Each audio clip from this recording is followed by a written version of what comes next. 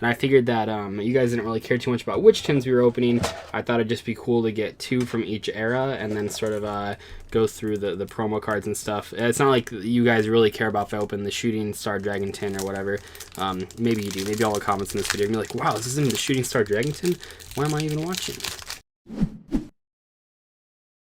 If you guys don't remember, that is perfectly fine, but a year ago when I got back from YCS Niagara Falls, I posted a video mentioning that I bought 6 tins while there, 6 very old tins. In the first one that I opened, I mentioned something along the lines of, oh, I don't have the Shooting Star Dragon tin, and because you guys are awesome commenters that like the memes, all the comments on that video for the most part are, why am I even watching this? This isn't even the Shooting Star Dragon tin, and that's perfectly fine, but ever since that moment, ever since those comments, I've been looking for the Shooting Star Dragon tin, because on eBay the tin is very, very expensive. It is like twice the value that it should be, because I believe on eBay the cheapest one I could find was like $45 to $50 USD. However, at this year's YCS Niagara Falls, I actually found the original seller that I bought all those other tins from, and it had this. This is the Shooting Star Dragon tin, and it is $45, but that's 45 Canadian, so it's actually a discount from what it usually is online. And I thought, you know what, I'm not looking to buy a whole bunch of stuff at this event, but I thought I would buy at least one product, and I thought I'd buy the Shooting Star Dragon tin. I also have 2 loose packs that I bought as well from a different vendor that I couldn't really fit into their own video. I thought would be kind of cool to open as well. So in today's video, we're going to open up this entire tin as well as the 2 extra packs that I have, kind of going through the promos and talking about what were some of the inclusions here for a 2010 Yu-Gi-Oh tin, because Yu-Gi-Oh tins have changed a lot over the years. I think that was even the title of like the first video where I opened these tins. Back in the day, you know, you didn't have guaranteed reprints that were super competitive cards. If you imagine, I mean, especially comparing it to the 2019 Megatins, where you have 3 extremely good world premiere promos. Yeah, you didn't really get those back in the day. So let's take a look what we got in here. This is actually... what do we got? Oh my gosh, we literally have it explaining what problem-solving card text is. Oh my gosh, that's crazy. And then this is something that I don't think was in those other tins. Maybe it was, I can't remember. It probably was now that I look at this, but this was like deck building guides. We have some of the meta decks or the rogue decks. I said rogue because we have Morphtronics here. We have Twilight, which is a very strong deck. We have X-Saber's good deck, Light Sworn. We have Dandelion, Synchro decks. We have Black Wings. We have Gadgets, Gladiator Beasts, Infernities, Monarch. It's always really cool, like little deck guides things. I mean, obviously, it's just, oh my gosh, look at all these decks in the back as well. So we won't look at all of these, but you can kind of see here. It's telling you which packs to buy, which cards to play in those decks. And even though it doesn't give you a deck list, it's like a good starting point, I think. And we don't really have those in the new tins. We have a advertisement for Yu-Gi-Oh! 5D's Tag Force 5. Geez, 10 years ago, or almost 10 years ago. And then we have, obviously, the product here. So I don't know why this one in particular, look how warped these cards are, though. This tin is so old. We don't know the climate conditions that people were keeping this in. Because if you keep, it seems like if you keep cards that are, especially holos that are in these loose packs like this, if you keep them in climates that are like too hot or too cold, it definitely does not help them. It just warps them completely. Let's take a look at our special offer. I think this was for Shonen Jump. So we have the Tyrant Neptune and Transforming Sphere. Tyrant Neptune is actually banned, despite not being that relevant of a card, but it was banned preemptively because Konami was afraid of the Lyrilisc OTK or FTK and didn't do enough, because that actually ended up being a thing. There we go. We have the empty tin there, different shape than the gold sarcophagus tins. So then we can see here we have all these packs as these tins used to include, and these packs are just reprint packs. I don't believe any of these are first edition, and none of them are first edition. So these are just like reprints, some unlimited editions. It's not quite like a special edition because they're different packs, although way back in the day special editions did have different packs in them, but it is just sort of like you get some recent packs, you get some old packs. This is how packs were reprinted back in the day, instead of you just getting like a reprint set like the mega packs. And then the 2 loose packs that I bought were 1 copy of Storm of Ragnarok and 1 copy of Extreme Victory. What's cool about these is that they are in fact first edition. I wanted to buy a whole bunch of Storm of Ragnarok packs, but they only had the one. It was just the display version, so hopefully we pull like anything cool in these. Finding first edition packs of these is kind of difficult sometimes, so we'll put those off to the side and then we'll open the tin stuff first. As far as the promos go, I don't think any of these are super standoutish. Shooting Star Dragon actually used to be very expensive. Also, these are like super warped, so it doesn't really, I mean, that's going to negatively affect the value, obviously. So we have Shooting Star Dragon, a secret rare. Stardust Dragon, this is probably one of the better promos in here back in the day. Stardust is a very good card. I mean, even still, like, it's not like the worst synchro that you could possibly think of, and I believe that back at this point, it was not the first reprint, but one of the early reprints that a lot of budget players were excited about. Elemental Hero Ocean, I remember this card being a jump promo, I believe, as an ultra rare, and then this is its first reprint as a super rare. We have Dread Scythe Harvester, and Gandora, the Dragon of Destruction. So not the craziest promos here. You see, I think this is a jump card as well. This might even be a jump card. I don't know. This is sort of before they started printing jump cards in the special editions, which is what you used to see, because Europe couldn't get the jump promo cards. So putting them in special editions is really helpful. Back in the day, though, we see a lot of those cards being included in these tins as a way to get those to the Europeans and other areas where they didn't have those jump promos. Well, that's it for the tin promos. We can take a look here. We'll go through the Shining Darkness, which has some pretty strong Infernity cards, and I believe some pretty strong X-Saber cards. I have no idea what's like valuable in these sets, but we'll just try to pull any holographic card. Would be super cool, because if you remember, back in the day, we didn't have guaranteed holos in packs. We had to actually pull them, so we'll have to see if we can pull any holo. It'd be pretty cool. We have Koakimiro Prototype, Blossom Bombardment. Put that to the side. I'm not even sure if these packs are new enough to where you can pull a holo and a rare in the same pack. I believe they are new enough to that point, but I can't actually remember. It's just been so long since I've opened older packs. And I've mentioned this before, but I actually really like opening older tins as opposed to any other old product. I think it's cool pulling like a variety of cards. You get the guaranteed holographic cards with the promos. You get a bunch of different packs. So I think it's cooler than like opening, just for example, like a box of an older set, which is why you don't usually see me do that. Well, this card actually saw competitive play for a little bit in a Dragon Ruler combo, believe it or not. Chaos Trap Hole, that's a cool card. This card actually was played. It was played kind of in 2015, I believe, against Necrods. You could hit all of the Manju and Senju on the normal summon. You hit Denko Sec on the normal summon.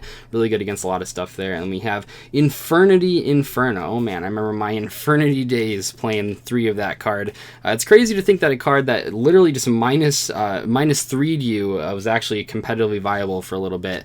You discarded a bunch of cards, set up your graveyard, that kind of stuff. We have Gen X Controller. Oh man, Card Breaker. Forbidden Graveyard. This card has a new name. I don't even know what it's called. I'm sure the comment section can help me out here. It's called, like, I don't know, Mystic Grave or something. I don't know. It doesn't have Forbidden in the name because there was a card that they printed that can search Forbidden quick play spells, and they didn't want to search this. This card actually was played as well. I'll pull that aside too.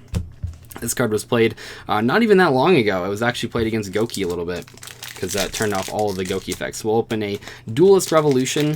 If you guys know this, most of the green sets in Yu-Gi-Oh! Have changed the game drastically. You have whatever set Firewall Dragon was in, Code of the Duelist is what it's called. Duelist Genesis, you have this one, Duelist Revolution. Lots of good cards out of these sets, so pulling anything relevant would be really cool. Watt Beta, Scrap Rage, oh nice, a super rare. Scrap Yard, man, I really wanted to play Scraps back in the day when I was in high school. I just didn't have enough money for those Scrap Dragons. They're like $40 a piece. Man, it'd be cool to build Scraps someday, but we have Scrap Yard, which added a Scrap Tuner monster from your deck to the hand. Hilariously enough, though, a lot of times you want to search a non-tuner monster because Chimera is like the best Scrap card, and that isn't searchable by that. We have a Dark Desert to Pier. Kind of crazy there. Gen X Worker, Watsine, Damage Eater, and Earthquake Giant. You know, we might think that the commons in modern sets aren't very good, but the commons in some of these older sets are really, really bad. Just a lot of, like, unplayable cards, which is kind of funny when you think about it, but it's whatever. Kind of modern-day super rares are like old-school rares, actually. You have cards that are at least semi-competitively viable.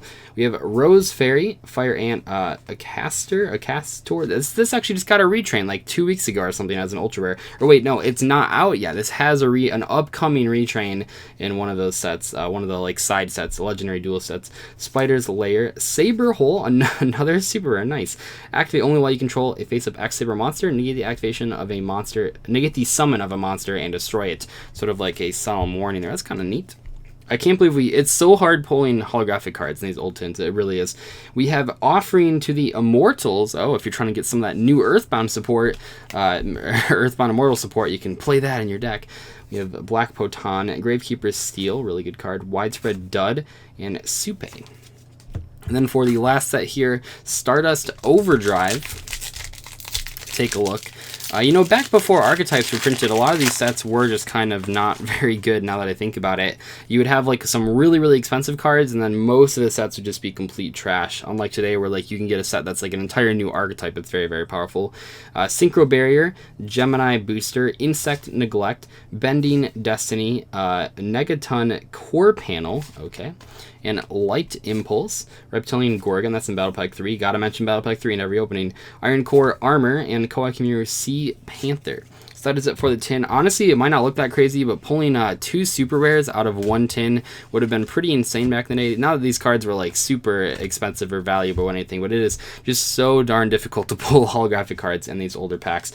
So anyway, let's open these 2 random packs that I have, Extreme Victory and Storm of Ragnarok. I pretty much bought these 2 packs. Well, once I figured out that Storm of Ragnarok didn't have like a full box, I bought these just to get rid of like my Canadian coins at the end of the weekend, because those are a real hassle. Not a fan of having to carry around $1 and $2 coins, so I just don't carry a lot of coins in general. Try to just carry cash and or just use debit cards. So we can see what we have here. These are my packs that I bought just to get rid of those coins, so I didn't have to go through the exchange rate at the border. And then we have Hourglass of Courage, Mimir of the Nordic Ascendant, Black Boost, Karakuri Ninja, Kuik, Legendary 6 Samurai Kageki. Shout out to Duel Links players. No, actually this card was very competitive in the TCG as well. I actually really want to make an entire video on Storm of Ragnarok. Ever since I mentioned or did that video on all the Nordic monsters, I noticed there were like a lot of really competitively viable cards in that set that I think would be cool. Not only competitively viable cards when the set came out, like 6 Samurai cards, but also ones that would eventually become very good, like Maxi and Forbidden Lance. I think it'd be really cool to like go back and look at this set and maybe see some of the best cards out of it.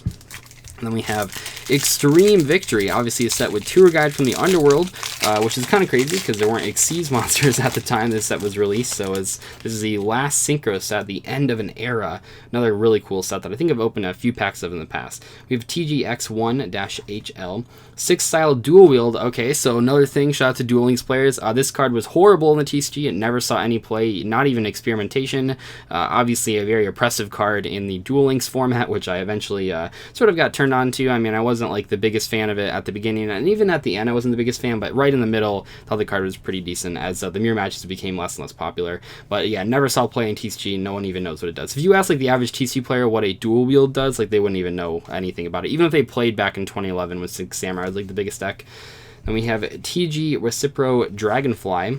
No hollows in these packs, unfortunately. Anytime you buy loose packs from vendors, you never know if they're scaled or not. Not that these were necessarily scaled, because you're not super likely to pull a holographic anyway, but you just don't know. Clock Resonator, Runaway Karakuri. Karakuri has actually just got a bunch of support recently, or announced in the OSG, pretty cool. And Morphtronic Staplein. So that is it for today's tin opening. I like tins so much, and when I saw the Shooting Star Dragon tin for the first time since all those comments, I mean, I'm not like actively looking for it. I guess I could have just bought it on eBay, but I like something about like actually discovering a tin either at like a random locals when you're traveling or like at a random vendor when you're traveling is way more special than just going on eBay and buying it. So I like to do that. So we'll have to see what happens. I'm going to Dallas in a couple weeks here for the YCS in Fort Worth, so we'll have to see if I can pull any more cards out of those tins. I don't know. I like when vendors have old school products. I enjoy buying it, and that'd be kind of cool to get some stuff there as well. Not sure what, but we'll have to wait and see. But anyway, hopefully you guys enjoyed today's video. I'll see you in the next one. Goodbye.